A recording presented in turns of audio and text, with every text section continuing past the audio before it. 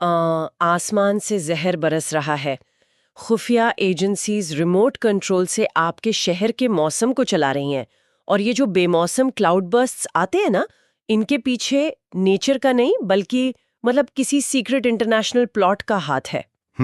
आजकल हर दूसरे social media forward में यही सब पढ़ने को मिलता है।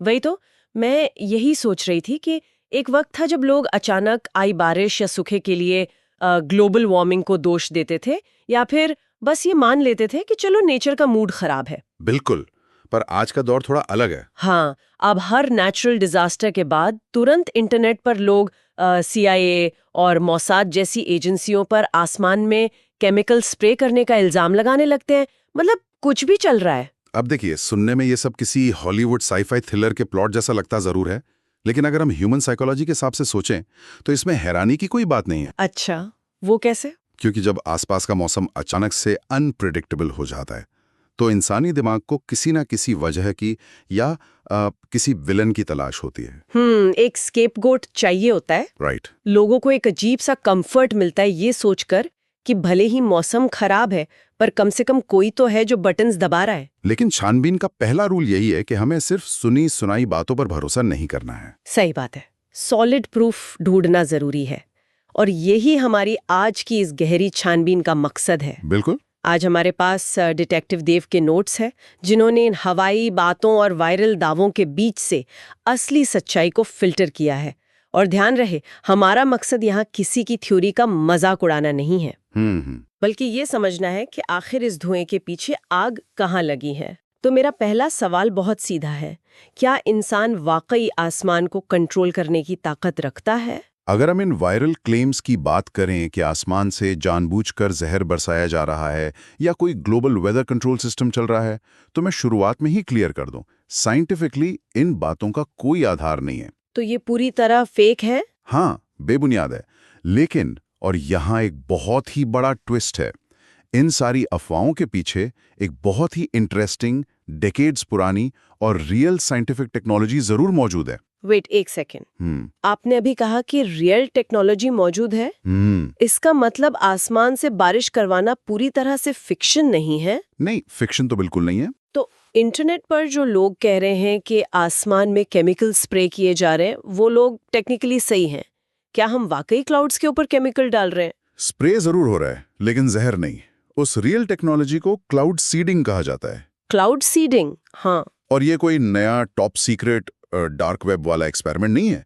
ये 1940s से चली आ रही एक वेल डॉक्यूमेंटेड साइंस है।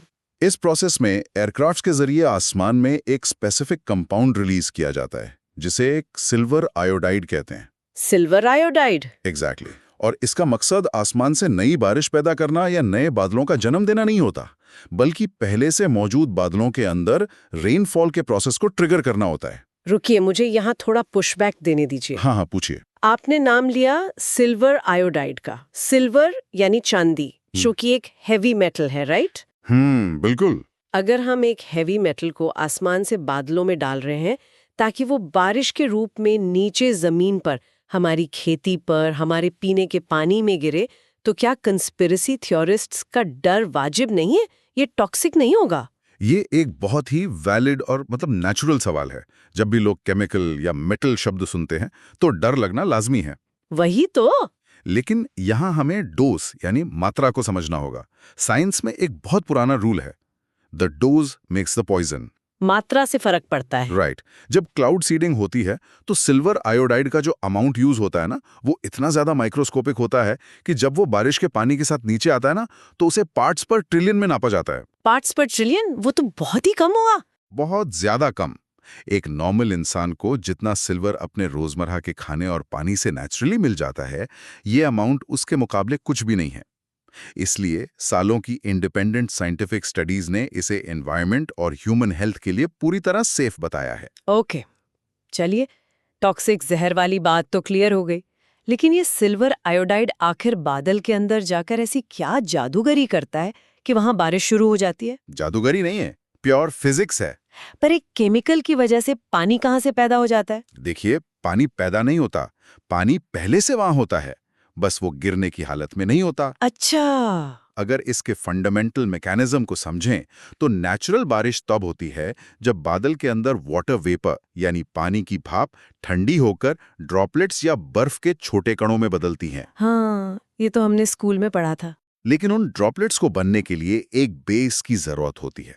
हवा में तैरती हुई भाप आपस में जुड़कर बूंद नहीं बन सकती जब तक उसके पास कोई सहारा ना हो। सहारा जैसे कि? जैसे धूल का एक छोटा कण या समुद्र के नमक का एक छोटा पार्टिकल। इसे मीटियोरोलॉजी में कॉन्डेंसेशन न्यूक्लियस कहते हैं। तो सिल्वर आयोडाइड वो सहारा बनता है। एग्जैक्टली और यहाँ नेचर का एक बहुत ही खूबसूरत कोइंसिडेंस काम आता है। सिल्वर आयोडाइड की जो बनावट होती है उसका मॉलिक्यूलर स्ट्रक्चर वो नेचुरल बर्फ के क्रिस्टलाइन स्ट्रक्चर से बिल्कुल मिलता जुलता है। Oh wow! तो जब इसे उन ठंडे बादलों में छोड़ा जाता है जिसे हम सुपर कूल्ड क्लाउड्स कहते हैं, तो उस बादल के अंदर मौजूद भाप को लगता है कि ये बर्फ का ही एक टुकड़ा है और वो आकर उससे जुड़ने लगती है। बिल्कुल। वो भाप तुरंत उस सिल्वर आयोडाइड के आसपास तेजी से जमा होने लगती है, हैवी हो जाती है और ग्रेविटी की वजह से बारिश के रूप में नीचे गिरने लगती है। समझ गई। इस कॉन्सेप्ट को थोड़ा विजुलाइज करने के लिए एक एनालॉजी सेट करते हैं। बताइए।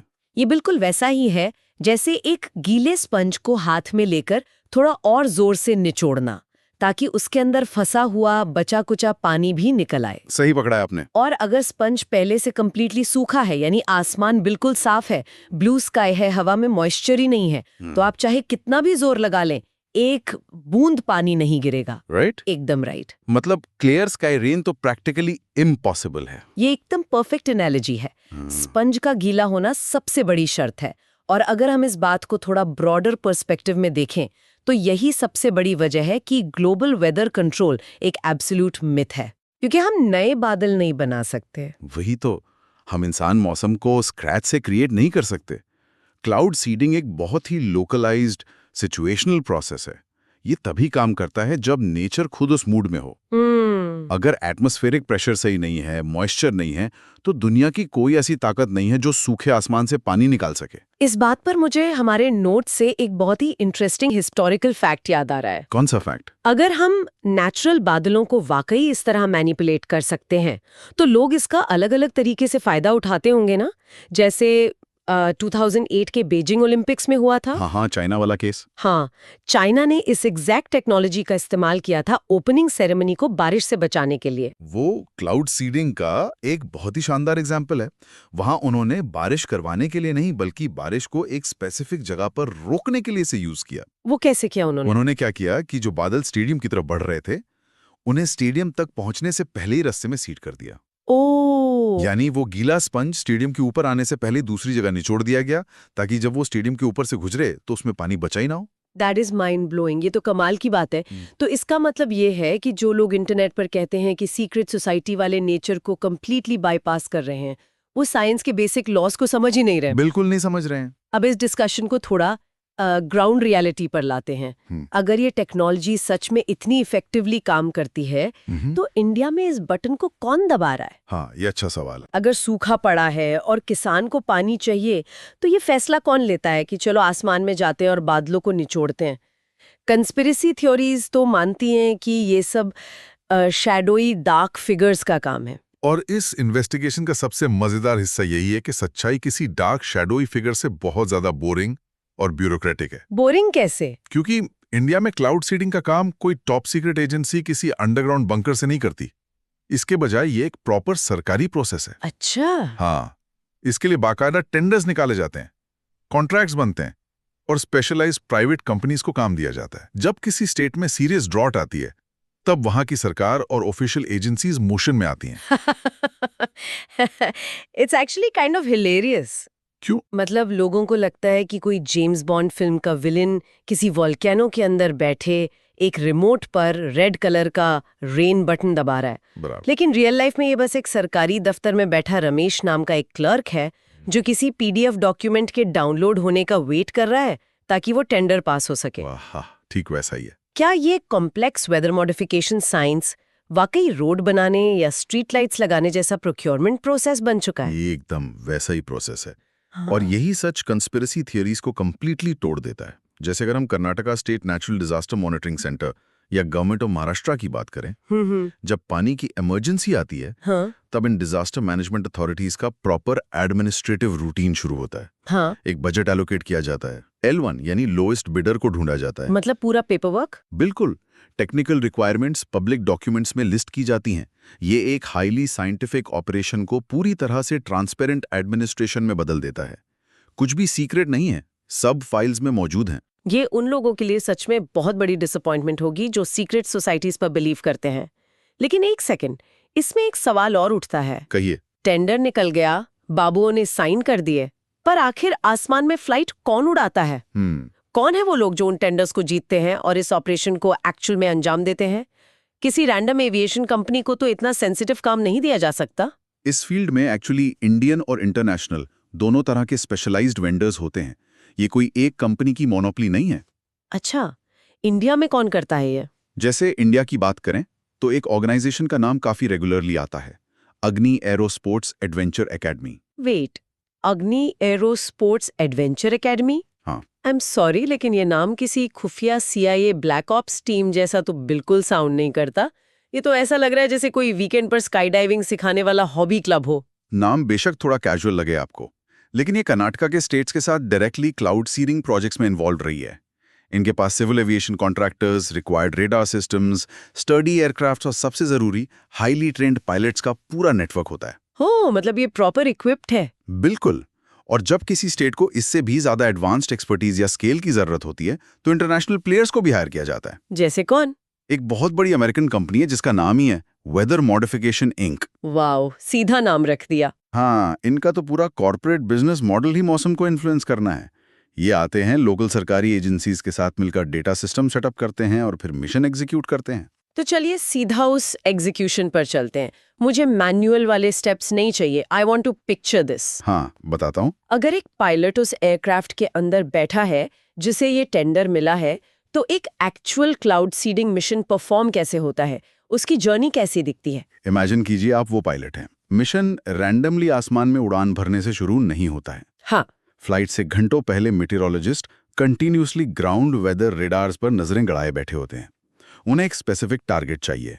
एक टारगेट बादल? हाँ, एक सीडेबल बादल, यानी वो गीला स्पंज जिसमें मॉइस्चर तो बहुत है पर शायद टेम्परेचर की कमी से बारिश नहीं हो रही। जब रेडार पर वो परफेक्ट बादल दिखता है तब पायलट को अलर्ट मिलता है और तब वो प्लेन लेकर सीधा निकल जाते हैं। सिविल एविएशन क्लियरेंस के बाद आसमान में दूसरी कमर्शियल फ्लाइट्स भी तो हैं, तो ट्रैफिक कंट्रोल से प्लान क्लियर करवाना पड़ता है। सही बात है। कौन सी प्लेन्स यूज होती हैं इसमें? इस काम के लिए आमतौर पर सेस्ना या बीचक्राफ्ट जैसी छोटी पर बहुत ही मजबूत प्लेन्स का इस्तेमाल किया जाता है, क्योंकि आगे का सफर बहुत टर्ब्यूलेंट और खतरनाक होने वाला है। खतरनाक क्यों? उस पर आता हूं, पर सबसे विजुअल हिस्सा ये होता है कि फ्लाइट से पहले ग्राउंड क्रू एयरक्राफ्ट के दोनों विंग्स के नीचे स्पेसिफिकली डिजाइन किए गए फ्लेयर्स अटैच करते हैं। फ्लेयर्स? जैसे डिस्ट्रेस सिग्नल्स में यूज होते हैं, दिखते वैसे ही हैं। इन फ्लेयर्स के अंदर ही वो सिल्वर आयोडाइड का मिक्सचर भरा होता है। यहाँ मैं एक चीज पूछना चाहती हूँ। बताओ। आपने फ्लेयर्स का जिक्र किया जिसमें आग लगाई जाती है, राइट? तो ये लोग सीधा उस सिल्वर आयोडाइड पाउडर को किसी डब्बे से आसमान में डस्ट क्यों नहीं कर देते? आग लगाने की क्या जरूरत है भाई? ये बहुत ही ब्रिलियंट इंजीनियरिंग है। अगर आप सिर्फ पाउडर गिराएंगे तो वो बहुत हैवी होकर एक ही जगह गिरेगा और उसके पार्टिकल्स बड़े होंगे। अच्छा। लेकिन जब उस केमिकल को एक फ्लेयर के जरिए जलाया जाता है तो वो धुआं यानी माइक्रोस्कोपिक स्मोक क्रिएट करता है। ओ, धुआं बन जाता है? बिल्कुल। ये स्मोक पार्टिकल्स इतने छोटे होते हैं कि 1 ग्राम केमिकल में ट्रिलियंस ऑफ सीड्स बन जाते हैं और जलने के बाद ये धुआं बादल में बहुत इवनली और मीलों दूर तक फैल सकता है। That makes total sense.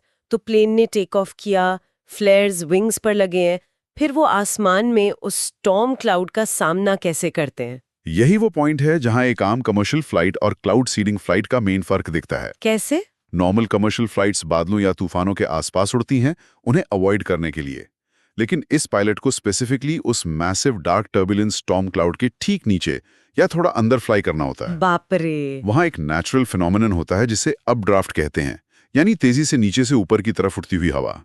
ये बहुत ही खतरनाक और झटके भरी फ्लाइट होती है। ये तो बिल्कुल किसी एक्शन मूवी के इंटेंस क्लाइमैक्स सीन जैसा लग रहा है। सही कहा आपने। जब एयरक्राफ्ट ठीक उस अपड्राफ्ट के ऊपर होता है तब पायलट कॉकपिट से स्विच दबाता है और उन फ्लेयर्स को इग्नाइट कर देता है। और फ्लेयर्स जलने लगते हैं? हाँ, फ्लेयर्स जलते हैं, सिल्वर आयोडाइड का धुआं निकलता है और वो पावरफुल अपड्राफ्ट उस धुएं को अपने साथ खींचकर बादल के ठीक ऊपर वाले ठंडे हिस्सों में ले जाता है। यानी सुपर कूल रीजन्स में। एग्जैक्टली वहां उन कॉन्डेंसेशन न्यूक्लियस को अपना बेस मिलता है, वाटर वेपर आपस में जुड़ने लगते हैं, हैवी होते हैं, और अगर साइंस सही से काम कर गई तो कुछ ही देर में हैवी रेनफॉल ट्रिगर हो जाती है। वाओ, इस पूरी सीक्वेंस को सुनकर एक बात तो बिल्कुल साफ है कि ये कोई अंधेरे में चलाई गई गोली नहीं है। बिल्कुल। ये एक प्रॉपर मिलिट्री लेवल प्रिसिजन वाला डॉक्यूमेंटेड साइंटिफिक ऑपरेशन है। बिल्कुल है। इसमें किसी सीक्रेट एजेंसी के चुपके से आसमान में जहर फैलाने जैसी थ्योरी फिट ही नहीं बैठती। हर स्टेप को कैलकुलेट किया जा रहा है। प्रिसाइसली ये प्योरली फिजिक्स और मीटियोरोलॉजी है जिसे एक कमर्शियल सेटअप में यूज किया जा रहा है। और यहाँ एक और इंटरेस्टिंग टेक्निकल फैक्ट बता दूं, इंडिया में हर जगह सिल्वर आयोडाइड यूज नहीं होता। ऐसा क्यों? क्योंकि सिल्वर आयोडाइड सिर्फ ठंडे बादलों में काम करता है जहां टेम्परेचर फ्रीजिंग पॉइंट से नीचे हो। लेकिन इंडिया में कई बार वार्म क्लाउड्स यानी गर्म बादल होते हैं। उनमें बर्फ नहीं बन सकती? नहीं। तो ऐसी सिचुएशन में हाइग्रोस्कोपिक सीडिंग की जाती है जिसमें सिल्वर आयोडाइड की जगह सिंपली नमक यानी कैल्शियम क्लोराइड या सोडियम क्लोराइड के पार्टिकल स्प्रे किए जाते हैं। नमक? हाँ, नमक नेचुरली मॉइस्चर को अपनी तरफ अट्रैक्ट करता है और बूंदें बनने लगती हैं। So sometimes it's literally just salt watering the clouds. You could say that. अब यहाँ एक बहुत बड़ा और प्रैक्टिकल सवाल सामने आता है। हमने साइंस समझ ली, सरकारी बाबुओं का टेंडर प्रोसेस देख लिया, पायलट्स का रिस्क भी समझ लिया। हाँ। लेकिन उस आम इंसान का क्या, जो अपने घर पर बैठा है और जिसे अभी व्हाट्सएप पर किसी ने एक फॉरवर्ड भेजा है कि देखो आसमान में प्लेन गोल गोल घूमकर जहर डाल रहा है। ये आम बात हो गई है। तो कोई भी आम सिटीजन इस कंस्पिरेसी मोड से बाहर निकलकर खुद एक डिटेक्टिव मोड में आकर असलियत की पड़ताल कैसे कर सकता है? ये आज के इस इंफॉर्मेशन ओवरलोड वाले दौर का सबसे इंपॉर्टेंट सवाल है। किसी भी फॉरवर्डेड मैसेज को सच मान लेने के बजाय एविडेंस को वेरीफाई करने का तरीका आना चाहिए। वही तो, पर लोग चेक कैसे करें? डिजिटल एज में ये सारे टूल्स किसी भी स्मार्टफोन यूजर की उंगलियों पर मौजूद हैं। सबसे पहला टूल है फ्लाइट ट्रैकिंग एप्स का इस्तेमाल। जैसे वो एप्स जिन पर लोग अपने रिलेटिव्स की फ्लाइट का डिले चेक करते हैं? बिल्कुल वही एप्स जैसे फ्लाइट रेडार 24 या एरियाज बी एक्सचेंज। उनमें क्या देखना होता है? एक क्लाउड सीडिंग मिशन वाली फ्लाइट कभी भी नॉर्मल कमर्शियल फ्लाइट की तरह पॉइंट ए से पॉइंट बी तक एक सीधी लाइन में नहीं उड़ेगी। अगर इन रेडार एप्स पर ध्यान दिया जाए तो दिखेगा कि एक छोटा सेस्ना प्लेन किसी एक ही एरिया में, स्पेसिफिकली किसी स्टॉर्म सिस्टम के आसपास लगातार सर्कुलर फ्लाइट्स ले रहा है। मतलब गोल गोल घूम रहा है? हाँ, जिग-जैग रास्ते बना रहा है, एक ही बादल को मल्टीपल टाइम सीड करने की कोशिश कर रहा है। ऐसी अजीब फ्लाइट ट्रेजेक्टरी एक स्ट्रॉन्ग हिंट होती है कि वहां वेदर मॉडिफिकेशन चल रहा है। That's incredibly cool. तो प्रैक्टिकली कोई भी इंसान लिटरली अपने फोन की स्क्रीन पर आसमान में होने वाली इस कॉम्प्लेक्स एक्टिविटी को रियल टाइम ट्रैक कर सकता है। बिल्कुल कर सकता है। और सरकारी काम का क्या? अगर मुझे चेक करना हो कि गवर्नमेंट ने सच में ये करवाया है या नहीं, तब क्या करूं? वहां दूसरा टूल काम आता है, पब्लिक रिकॉर्ड्स और टेंडर्स। जैसा मैंने पहले कहा, यह सब ऑफिशियल पेपर वर्क के जरिए होता है। बस इंटरनेट पर सही कीवर्ड सर्च करने का खेल है। जैसे क्या सर्च करें? अगर कोई बस गूगल पर सर्च करे cloud seeding tender Karnataka PDF या rain enhancement project Maharashtra contract, तो ढेरों सरकारी पीडीएफ्स पब्लिक डोमेन में मिल जाएंगे। ओह, इजीली अवेलेबल है। हाँ, वहां सारी टर्म्स एंड कंडीशंस लिखी होती हैं कि ऑपरेशन कब होना था और उसका हिसाब क्या है। और अगर कोई इससे भी गहराई में जाना चाहे, एकदम कोर डिटेल निकालने के लिए, तो आरटीआई, राइट टू इंफॉर्मेशन, इस देश का सबसे बड़ा और शक्तिशाली हथियार है। कोई भी सिटीजन फॉर्मली सरकार से सवाल कर सकता है कि इस बारिश वाले प्रोजेक्ट का फाइनल बजट कितना था, किस प्राइवेट कंट्रैक्टर को ये काम दिया गया है, और सबसे इंपॉर्टेंट, उनके फ्लाइट लॉग्स क्या थे, प्लेन ने कितनी बजे टेक ऑफ किया और हवा में कितने फ्लेयर्स जलाए। सरकारी डिपार्टमेंट्स को ये डिटेल्स लीगली प्रोवाइड करनी होती है। मतलब सब कुछ ट्रांसपेरेंट है अगर आपको पता हो कि सच कहाँ ढूंढना है। एकदम सही कहा। ये सब सुन के एक अजीब सा कॉन्फिडेंस और एम्पावरमेंट फील हो रहा है। हमें सिर्फ डार्क कंस्पिरेसी से डरने की जरूरत नहीं है, हम खुद इन चीजों को चेक कर सकते हैं। वही तो क्रिटिकल थिंकिंग का असली फायदा है। और आखिरी चीज, ऑपरेशन का रिजल्ट कैसे चेक करें? मतलब टेंडर पास हो गया, प्लेन ने फ्लेयर्स जला दिए, पर बारिश एक्चुअली हुई या नहीं, ये कैसे वेरीफाई होगा? इस फाइनल प्रूफ के लिए हमारा तीसरा टूल यूज होता है, satellite evidence. Indian meteorological department यानी IMD अपने रेडार इमेजरी पब्लिकली प्रोवाइड करता है। जो वेदर मैप्स होते हैं। हाँ, उस डेटा को यूज करके ऑपरेशन होने से ठीक पहले और ठीक बाद के क्लाउड पैटर्न्स और मॉइस्चर लेवल्स को कंपेयर किया जा सकता है। ये क्रिटिकली एनालाइज किया जा सकता है कि सीडिंग वाले स्पेसिफिक एरिया में अचानक से क्लाउड्स की डेंसिटी कितनी बढ़ी। समझ गई। क्रिटिकल थिंकिंग का असली मतलब यही है, सवाल उठाना और उन्हें ओपनली अवेलेबल डेटा से क्रॉस वेरीफाई करना। बिल्कुल। तो इस छानबीन के अंत तक आते आते अगर हम इस पूरी डिस्कशन के कोर टेकअवे को समेटें तो फर्क सिर्फ एक व्हाट्सएप फेक न्यूज़ डिबंक करने का नहीं है, फर्क उस लैंग्वेज का है जो हम नेचर के बारे में यूज करते हैं। सही बात है। इंडिया में या दुनिया में कहीं भी आसमान को मुकम्मल तौर पर अपने कंट्रोल में लेने की ताकत अभी इंसानियत के पास नहीं आई है। हम मौसम के मालिक नहीं हैं, लेकिन हाँ, नेचर को इन्फ्लुएंस करने की उस गीले स्पंज को थोड़ा सा और जोर से निचोड़ने की टेक्नोलॉजी जरूर एग्जिस्ट करती है। कंट्रोल और इन्फ्लुएंस, ये सिर्फ दो शब्द नहीं है, ये दो अलग-अलग रियलिटी हैं। और एक सच्ची पड़ताल वही होती है जो हमें ब्लैक एंड व्हाइट दुनिया के बीच का ये ग्रे एरिया दिखा सके। हाँ, क्लाउड सीडिंग सच है, उसकी साइंस सच है, लेकिन सीक्रेट एजेंसीज का दुनिया पर कब्जा करने वाला नैरेटिव सिर्फ एक अफवाह है। सही पकड़ा। लेकिन देखिए, इस बादल और पानी की पड़ताल में मेरे दिमाग में एक बिल्कुल ही नया और थोड़ा अनसेटलिंग ख्याल आ रहा है, जिसके बारे में हमारे नोट्स में सीधे तौर पर बात नहीं की गई, पर इस पूरी साइंस का लॉजिक उसी तरफ इशारा करता है। ऐसा क्या ख्याल है? मैं भी सुनना चाहूंगा।